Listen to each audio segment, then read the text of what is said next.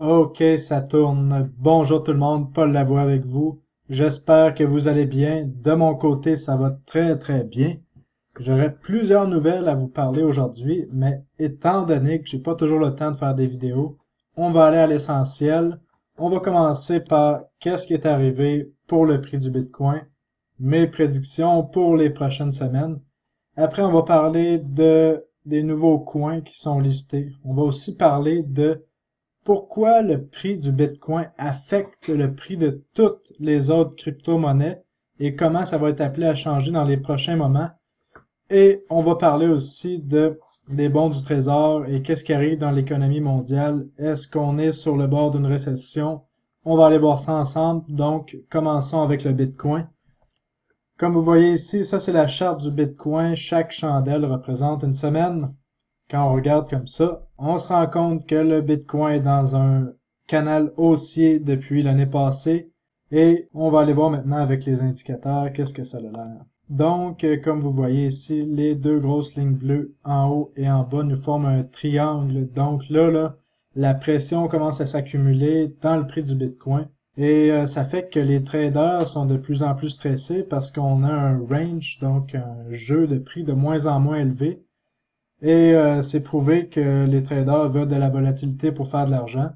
Je vous avais fait une vidéo concernant la volatilité des crypto-monnaies, que ça allait revenir. Eh bien, je pense que ça va revenir dans le mois de juin et juillet. Ça va être assez intéressant. Et aussi, faut se rappeler que dans la psychologie humaine, les gens veulent dépenser de l'argent. Et comparativement au marché qu'on avait versus en septembre 2017, où on avait des mouvements de prix de plus que 100% à chaque semaine. Ces temps-ci, on a des mouvements de seulement 5 à 10% par jour, qui est quand même beaucoup comparé au marché traditionnel. Mais c'est pas ce que c'était. Donc là, les gens savent plus exactement où mettre leur argent, donc la pression s'accumule et il va y avoir des mouvements très violents qui s'en viennent. On va aller voir la charte maintenant en journalier pour voir qu'est-ce qui s'en vient à plus court terme. Donc, dans les derniers jours, on voit vraiment que le Bitcoin a baissé depuis ma dernière vidéo, où est-ce que le Bitcoin était autour de 9300 $. Je vous expliquais qu'il était possible qu'il y ait un mouvement drastique, soit à la hausse ou à la baisse. Et ce qui est arrivé, c'est un mouvement drastique à la baisse. En 2 jours, on a descendu de 1000 $ sur le prix du Bitcoin, ce qui a été assez rapide et violent. Et comme que je vous expliquais, les gens qui ont acheté autour de 6000 $ dans cette zone-ci, eh bien, à un moment donné, il fallait qu'ils prennent des profits et c'est arrivé. Mais c'est pas seulement ça qui a fait que le prix est descendu au niveau des crypto-monnaies cette journée-là. On a eu aussi un élément hors de notre contrôle qui est le bon vieux monsieur Kobayashi du syndic de faillite de Mt. Gox qui a liquidé 8200 bitcoins la journée où on était dans un seuil critique sur le bitcoin, là, parce que je vous expliquais qu'il y avait des bonnes chances qu'on continuait de monter pour aller retester les 10 000 $. La ligne de tendance ici était plutôt comme ceci. Donc, on était vraiment sur une résistance clé. Et là, Monsieur Kobayashi a liquidé 8200 $, encore une fois, sur le marché que nous, on utilise pour trader et non sur un marché personne à personne, over the counter, qui appelle en anglais. Donc, c'est un marché à côté des échanges qui permet de ne pas faire fluctuer le prix lorsqu'on veut vendre ou acheter de grandes quantités de Bitcoin. Mais Monsieur Kobayashi, de ce qu'il faut comprendre, c'est un manipulateur de marché et doit travailler de mèche avec certaines personnes pour faire des profits. Parce qu'encore une fois, ces bitcoins-là ont été liquidés à un moment clé. Parce que quand on fait du trading, maintenant avec les instruments financiers qu'on a sur le bitcoin, on peut mettre des stop loss. Donc, quand on prend une position, si le prix du bitcoin descend ou monte, là, si on est short ou long, mais là, on va aller avec l'exemple qu'on était long sur une position, eh bien, on met notre stop derrière la dernière chandelle. Et là, je vous explique ce qui est arrivé. Lorsqu'on trade ce marché-là, vous voyez ici, il y avait une ligne de support qui supportait le marché depuis le 21 avril. Et là, on était le 9 mai. Eh bien, qu'est-ce qui arrive? Je vais vous montrer même à plus court terme sur la chandelle de 4 heures. Si on revient au même moment, on était juste ici. Lorsqu'on prend un trade, on attend que la chandelle précédente se fasse percer par la suivante. Donc, on aurait rentré ici dans le marché. Vous voyez, donc on aurait une entrée pour faire des profits. Et ensuite, on met notre stop loss ici, derrière la chandelle précédente. Donc, c'est ce que la plupart des traders ont fait. Et là, M. Kobayashi a décidé de domper ses 8200 bitcoins sur les échanges à ce moment si précis où on atteignait l'autre ligne de tendance. Et là, qu'est-ce qu'on a vu? C'est que les gens qui avaient mis leur stop loss se sont fait liquider et après ça, on est descendu beaucoup, beaucoup plus bas sur des appels de marge avec les nouveaux instruments financiers. Donc, c'est mon avis sur ce qui est arrivé. Et là, vous vous dites, 8200 bitcoins, ça peut pas vraiment faire bouger le prix du bitcoin. Eh bien, je vais vous expliquer que oui, dans les prochains instants, mais je vais finir sur l'avenir du prix du bitcoin. Donc, on va revenir ici en journalier.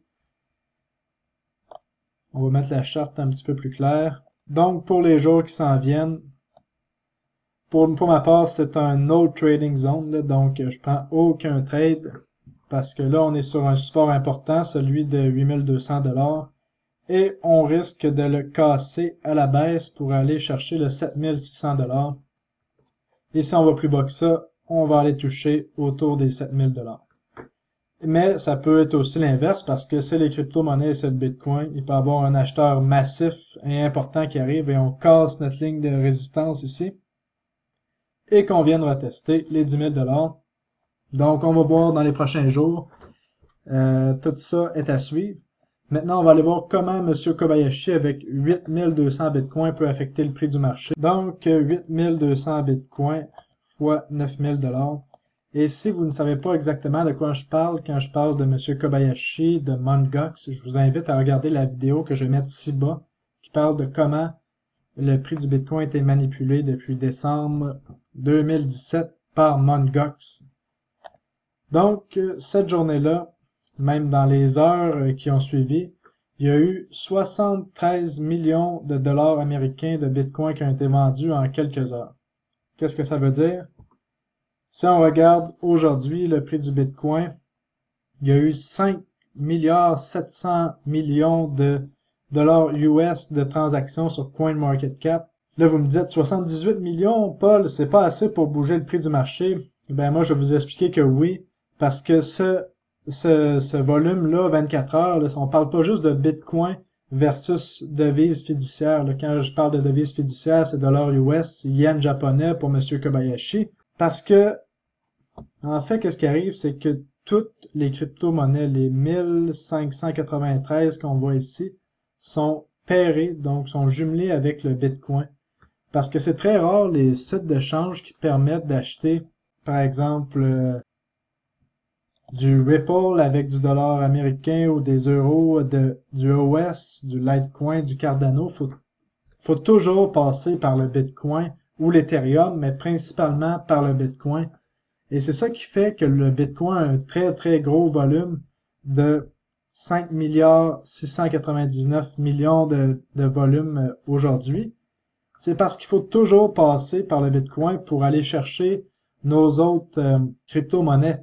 Et si vous avez été sur des sites comme d'échanges comme Bittrex, Binance, vous voyez que c'est toujours Bitcoin avec une autre crypto-monnaie. Et là, pourquoi je vous dis que 78 millions de dollars dompés en quelques heures peut affecter le prix du marché? C'est parce que si on regarde ça, Bitcoin USD, USDT c'est le Tether, donc on s'en fout complètement, c'est pas ça que M. Kobayashi voulait, lui il voulait du cash, des dollars. Donc, qu'est-ce qui va affecter le prix du Bitcoin? C'est versus le dollar US, donc on voit 171 millions ici. Sinon, contre les yens japonais, ça peut affecter le prix ici, 185 millions. Après ça, contre le dollar US, 66 millions. Et j'ai fait le petit calcul pour vous d'avance, là.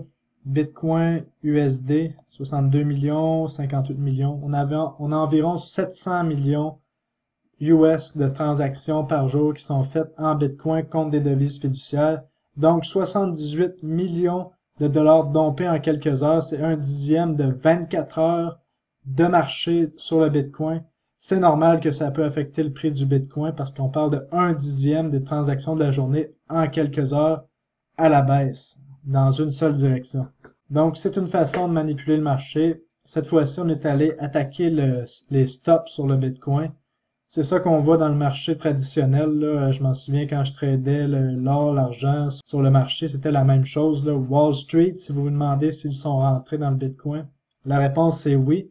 C'est une des tactiques que les traders font. Ils attaquent les stops.